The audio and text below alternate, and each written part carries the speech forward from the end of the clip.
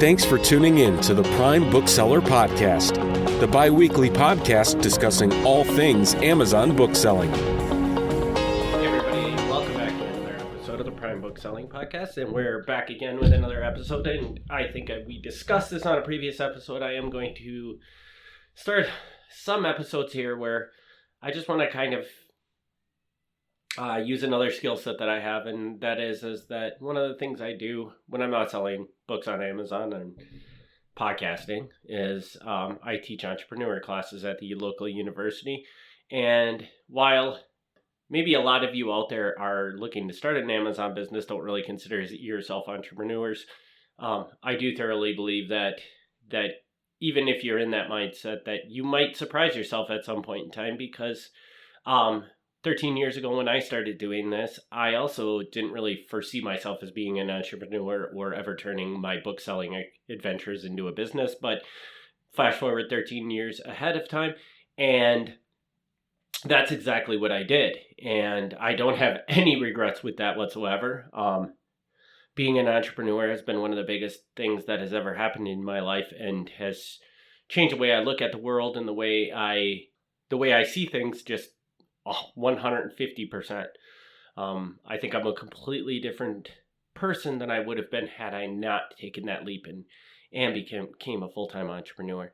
And that's one of the things that you're going to learn about as you go down this adventure, that being an entrepreneur is a complete mind shift change. And you think that a person that owns a business is just like you, but they own a business, but that isn't the way it is. Owning a business takes a completely different mindset, at least through my opinion. Maybe some other entrepreneurs will be sitting here listening to this and saying that's not true at all. I'm completely the same as I was when I was not an entrepreneur. But if you do believe that, I think that you're missing out on how much you have changed, because just fundamental things that we know about the world that we're taught at a young age are completely flipped upside down when you become an entrepreneur, because, you know, you're taught as a child that you get a 9-to-5 job, you make enough money, you pay your bills, you live your life, blah, blah, blah, blah, blah, blah. And that's not really how an entrepreneur works. It can be. If you want to make your entrepreneur adventure just another job, you can do that. But you have so much more flexibility to shape your life the way you want. And that's kind of the moral I want to instill in this first episode. Is first to just understand that there are lessons you need to become an entrepreneur. Now, there is nothing out there that prevents anybody from being an entrepreneur. In one of the classes I teach, they give a whole list of things that, you know, if you're looking to be an entrepreneur, ask yourself these questions: and how many no's do you have? And on that list, you know, everybody, when I teach a class, I showed them that list of questions, and I asked everybody who has a no.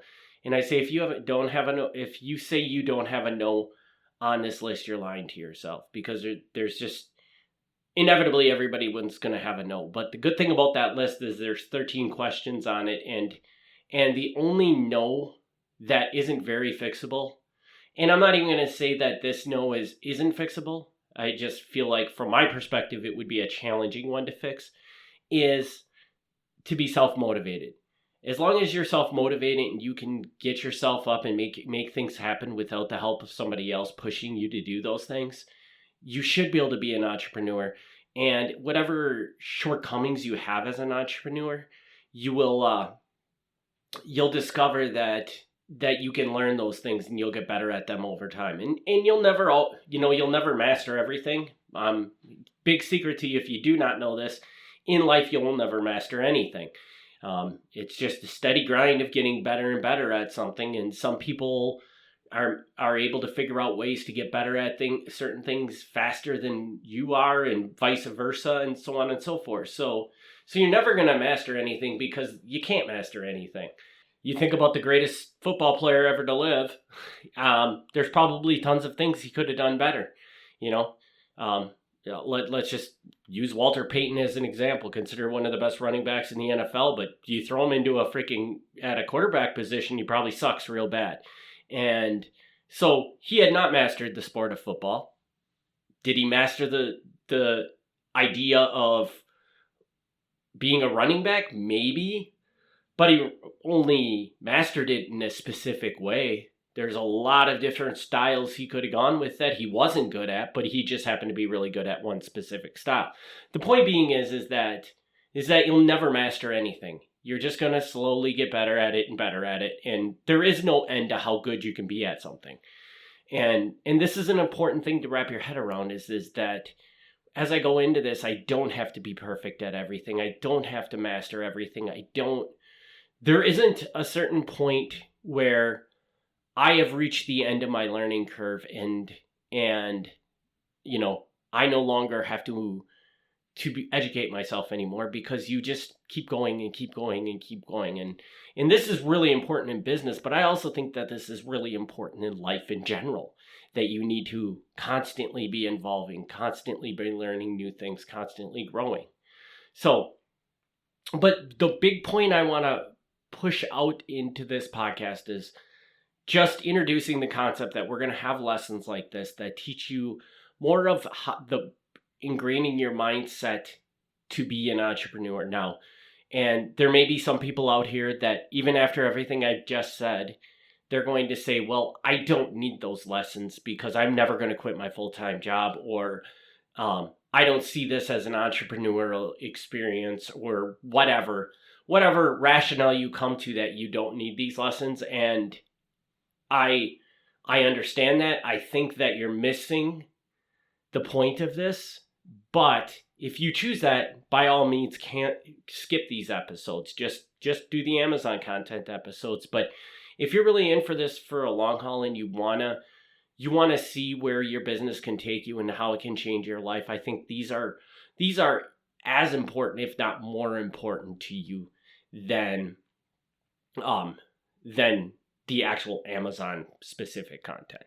So the first thing I want to talk about is one of the things, and this is not advice you're going to get very commonly from any sort of entrepreneur training, but this is one of the things that I've taken a step back and I've reflected at the last 15 years of my life of doing this and figured out, okay, what is like the most important thing at this point that I wish I would have known 15 years ago when I started this.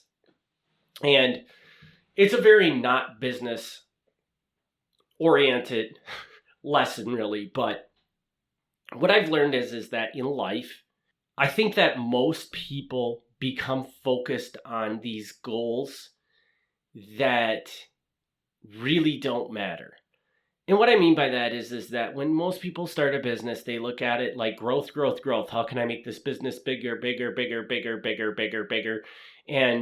And inevitably what happens when you do that is you get stuck in a rat race, because no matter what you do, you're never going to be satisfied, because guess what? You can never become the biggest a business can ever be. A business can always grow. So if your whole focus on your business is to just keep growing, you're just basically running in a hamster wheel trying to achieve a goal that can never be reached, because once you hit that next goal, maybe, I don't know, let's just say you start out and you're like, I want to make $3,000 in the first month. You do that. Then you say, I want to make $6,000. Those are great accomplishments, great achievements to try and reach. But if you base your business off of that philosophy, guess what? The numbers never run out. So you're just going to keep raising that number for the rest of your life, and you're never going to really truly reap the benefits of having a business. So what I encourage everybody to do after this episode is sit down and reflect and think about, because where your business should start from is from the point of what's most important to you. And what's most important to me in life is to be happy. And I think I would be happy to bring on somebody else. If somebody out there is listening to this podcast that says there is something more important to me than happiness, I would love to hear that argument and I would love to hear that argument and see understand that, because to me, as I've looked at life now, you can use loose things. When I say happiness, I'm assuming that most people have the fundamental things in life. They can afford to dress themselves. They can afford to dress their family members. They can afford to feed their family members. They can afford a roof over their family members' heads. Now, those fundamental things, if you don't have those, I understand that those are more important than happiness. But once you have those things, inevitably, in my opinion, everything you should strive for is to make you look at your life and say, this is a life I love living. And for many of you, maybe that is constantly growing and constantly pushing the barriers of your business. And if that's what makes you happy, by all means, do that. But for a lot of us, I think that a lot of business owners approach it and think that that's what they're supposed to do, so they do that, but it's really not making them happy. And I would argue that at some point in time, that if you're one of those people right now that reflects on your life and says, what makes me happy is just watching my business grow, there is an end to that. You are going to hit a point where you need to stop and reflect and realize that, no, now I need to start enjoying my life. And it's not to say, people always tell me as an entrepreneur that I work way too many hours, which is probably true. You know, if I were to take a punch card, which I do not, and track all the hours that I go to work every week and all the time I'm spent working on these podcasts, on all these different little projects that I have going on, the amount of hours I work is probably a pretty staggering amount. But what I think a lot of people don't understand is that take that thing in your life that you just absolutely love doing. And I'm sure everybody has this thing. And that thing is just, it might be, I don't know, repairing cars or playing video games or hiking, whatever that passion, that thing that when the weekend comes, you're looking forward to going out and doing that. Whatever that might be, that's what my business is. So when people are like, well, you work too much, it's like, well, if I'm not doing something else that I want to be doing, what I want to be doing is working, because it's my passion. It's what I enjoy doing. And I think so yes, maybe I work a lot of hours, but the hours that I work don't matter to me, because when there is a time where I want to do something else, I'm able to do that thing because of the way I've structured my business. I've structured it in a way where if a flight deal comes up and I want to go spend 2 weeks in Bogota, Colombia, I know I can pretty much drop everything at that point in time, get on an airplane and go to Bogota, and I'll be fine to be there for 2 weeks, come back, and then, you know, yes, there's a little bit of catch up when I get back, but the few people I have helping me are able to hold down the fort, keep it running until I get back. And when I get back, I might have 5 days of catch up work, but then I'm fine again.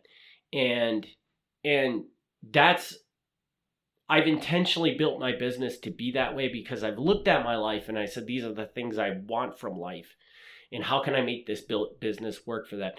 And I think this is one of if I could have done this when I first started my business, I mean, I'm at a point in my life now where I'm very contented and very happy with the way everything is for the most part. And I think I could have achieved that 15 years earlier had I realized that this is the way I should structure my business, rather than structuring it the way we're taught, the way when you look around, when you go ask somebody anybody, and even business coaches will tell you that you need to be 100% focused on growth.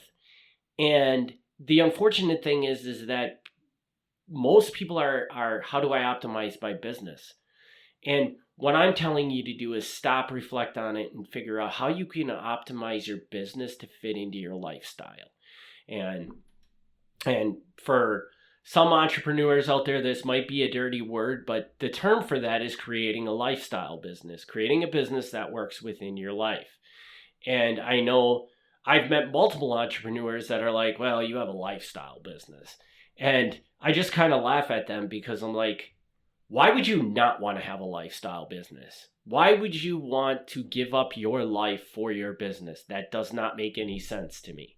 So what I encourage, I know I'm kind of going all over the place with this, but I hope that what this instills in you is to sit down as you think about starting this business, and as you're starting this business, the big lesson to be had is what do you want your business to do for you?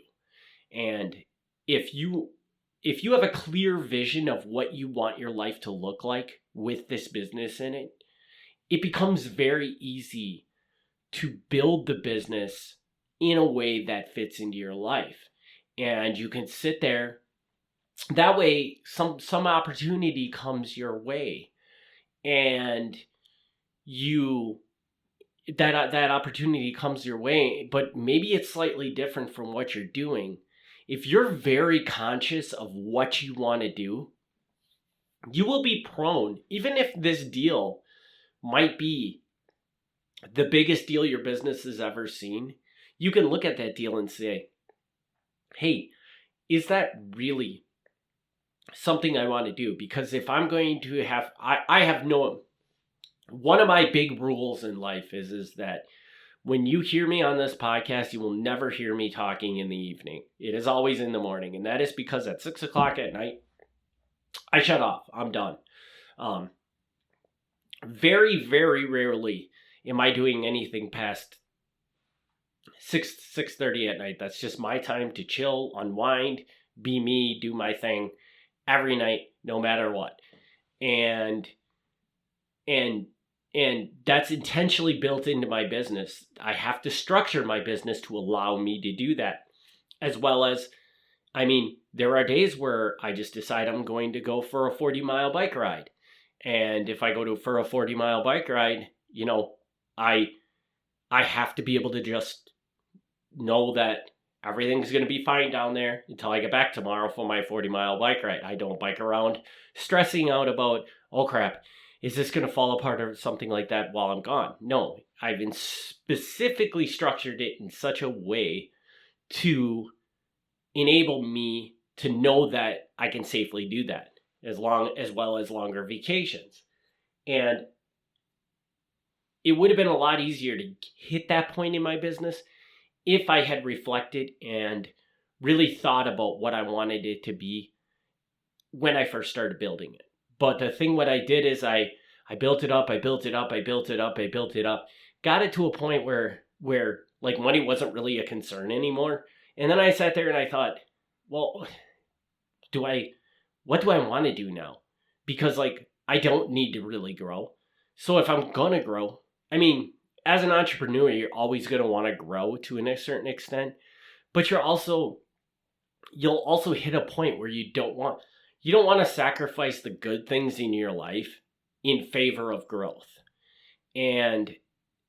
But I think if you can wrap your head around that at a much sooner, it took me, I don't know, maybe, I probably was improving at this the entire time I was in business. But I bet you before I really, truly, truly understood how to structure my business properly, I was 12 years in. And if you can learn this lesson from the day you start, you will be miles ahead of me in attaining all your goals. And the reason for that is because growth doesn't create... I think that our society has instilled in us that the more money you make, the more happy you'll be. And one of the things I've reflected on in life is that money and happiness are completely separate things. They do not correspond whatsoever. Again, if you cannot afford to feed your family, if you cannot afford to house your family, money is going to have a huge impact on your life, because to be able to provide those things will make your life significantly better. But beyond that point, money you cannot buy happiness. As much as you want to think it will, yeah, you can buy all this cool stuff. You can buy these new cars, blah, blah, blah. But look at the statistics, man. After you do that, so much of that, I mean, that's all short-winded. You buy something and it's glamorous. It makes you happy for 6 months. And then after that, it just becomes a normal part of your life and it has no effect anymore. So it's very important for you to be intentional and think about, okay, me building this business is not going to get me to the goals I want to achieve. Whatever those goals are just simply not going to get you to where you want to go. So what you need to do is figure out what the goals are that you want to achieve and figure out the blueprint of how you can leverage your business to get to those goals. And some of it will be financial. Some of it will just be, I want to make the business so that if I want to work 4-hour days, I can work 4-hour days. Some people choose to make a business that they wake up and they work for an hour and they go back to bed and the business runs completely on its own. And the great thing about it is that right now you're looking at starting an Amazon business. And Amazon businesses are structured and built in such a way to make all of those dreams really easy. It's a lot harder when you're trying to start a brick and mortar store to figure out how to step away completely from it, because it requires you getting all these employees to run the store while you're away and just all that overhead, blah, blah, blah. Whereas with an Amazon store, I mean, most Amazon stores are run with one person. And Amazon has a beautiful feature. If you go on vacation, if you have nobody to fill your orders for you while on vacation, you can put the thing on vacation mode and your items disappear and they don't sell while you're on vacation. Now, it sucks because you're not making any money, but that is an option. And on the flip side of that, if you're doing FBA, well, once the items are in Amazon's hands, it's none of your responsibility anymore to ship out the item to the customer. That falls all on them. So as long as you get the stuff into the warehouse, you never have to worry about when you go on vacation because Amazon's taking care of all that for you. So there's a lot of options within this business to build your business in all the ways possible to achieve the life that you want to have. And yes, there's going to be a financial component to those goals, but that's not the end all be all. It's going to be a financial component. It's going to be happiness. It's going to be time spent with family, and really when you break it all down, everything that you are going to do, everything that is going to play a role into what you want your business to be is going to stem from happiness. And so I encourage you to stop, think, and figure out what in your life makes you happy. And as you're going along this process of starting this business, figure out what factors do I need to consider in to most closely achieve my happiness goal. Because one of the biggest things I can tell you, and by all means, if you think I'm wrong, try it and prove me wrong. But I'm pretty sure I'm not wrong. If you're miserable today, but yet you have a house to live in, you have food to eat, you have all of those fundamental things that make your life better, but you're just miserably unhappy, more than likely, if you increase your income by $60,000, $70,000 by starting a Amazon business, let's just say, what's my gut would tell me, some people probably will be happier, but the vast majority of people are just going to have more stuff, more expensive stuff, and they're going to be this same level of unhappiness that they were prior to that raise. Because unfortunately, our society is built on a way that you can never run out of things to buy. And if you're not intentional about, even if you get a $50,000 raise, if you're not intentional about the things you buy with that raise and the way you invest that money to achieve happiness, you're more than likely just going to upgrade all of the things that don't really make you happy to more expensive versions of those things that are still not going to make you happy. And you're going to be left in the same place you were when you were making $50,000 less. You just have more stuff and more expensive stuff. So I encourage you to sit down as you're building this business and think about what makes you happy and what do you want your life to look like right now, and figure out the most direct path to reach those goals, to get that business to play into achieving those goals. And just one more thing I want to add to this is I want to tell a little story about a student I worked with, and he was going into the trucking business, and he said that the way the trucking business worked was he had to reach 50 trucks. He currently was an independent driver. He was going to trying to achieve reaching, he was going to try to be like his own trucking company. So he wanted to add multiple trucks, blah, blah, blah, onto his existing business. And he said that, like, to get to where he needed to be, he had to reach 50,000 or 50 trucks or something. He had to own 50 trucks. And I'm like, well, 50 trucks, that's a huge, like, not to say you can't do it, but I'm like, that's a road, that's not going to happen in the next 12 months. That's quite a feat that you're looking to achieve. And I said, so think about it and reflect, what is it that you want to be? What's the most important thing right now to change in your life? You want this business to make your life better. I said, what's going to make your life better? And one of the things he said is that he was an independent trucker. He wanted to stop driving and just have drivers working for him. And I said, okay, that's now should be your goal. Like, now throw all the 50 trucks out the door. Forget about it for now and try to figure out, how are you going to reach the goal of, I don't want to drive anymore? What's the most direct path to not driving anymore? Can you figure out a way to just hire one driver to replace you and run that one truck and still make it feasibly on your on that income? Or if I really want to stop driving, maybe does it take me hiring 2 drivers, one to replace me and one to add a little bit more income, so that I can still make the money I'm currently making today? And can I add another driver just to simply make my life, to remove me from the equation and get me to that end all goal that I want to be to? Because that to me makes a lot more sense than sitting around and trying to achieve owning 50 trucks to get a goal that I could get by possibly not purchasing another truck, or maybe even purchasing 2 trucks. Where does it make sense that my ambition should be to get to 50 trucks when this is the goal I want to achieve? What you want to do is you want to figure out what that goal is you want to achieve, that goal that's going to make your life better, that's going to make you happy, and then find the most direct route to get to that goal.